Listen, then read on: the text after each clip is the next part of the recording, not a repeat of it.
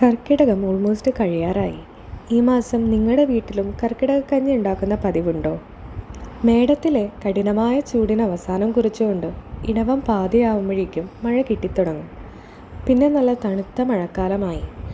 പെട്ടെന്നുണ്ടാവുന്ന ഈ climate change കാരണം നമ്മുടെ ശരീരം വളരെ വീക്കാവും. അതിനെ ഓവർകം ചെയ്യാൻ വേണ്ടിയിട്ടാണ് പണ്ട് ആളുകൾ കർക്കിടക ചികിത്സ ചെയ്യാറ്. നമ്മുടെ ശരീരം ആയുർവേദിക് ട്രീറ്റ്മെൻറ്റ്സിനോട് ഏറ്റവും എഫക്റ്റീവായിട്ട് റെസ്പോണ്ട് ചെയ്യുന്നൊരു ടൈം കൂടിയാണ് കർക്കിടകം. അതുകൊണ്ട് ബോഡി ഡീടോക്സിഫൈ ചെയ്യാനും റീജുവനേറ്റ് ചെയ്യാനുമൊക്കെ പറ്റിയൊരു ടൈമാണിത്. അത് മനസ്സിലാക്കി പണ്ടുള്ള ആളുകൾ കർക്കിടകത്തിൽ പഞ്ചകർമ്മ ചികിത്സകൾ ചെയ്യാറുണ്ടായിരുന്നു. ഇതിനോടൊപ്പം തന്നെ ഇമ്പോർട്ടൻ്റ് ആയിട്ടുള്ളൊരു കാര്യമാണ് ഡയറ്റ്. അതിൻ്റെ ഭാഗമാണ് കർക്കിടകക്കഞ്ഞി. നമുക്ക് മുക്കുറ്റി, മുയൽച്ചെവി, പൂവാങ്കുരുന്നി, കക്ക്, നാട്ടുകൊട്ടൻപാല, ചെറുപൂള, കീഴാർനെല്ലി ഇതെല്ലാം വൃത്തിയായി കഴുകി അരച്ച് നീരെടുക്കാം. ഒരുപാട് പച്ചമരുന്നുകൾ നമ്മുടെ ചുറ്റിലുമുണ്ട്. പക്ഷെ അതൊക്കെ തിരിച്ചറിഞ്ഞ് കൃത്യമായി ഉപയോഗിക്കാൻ അറിയണം.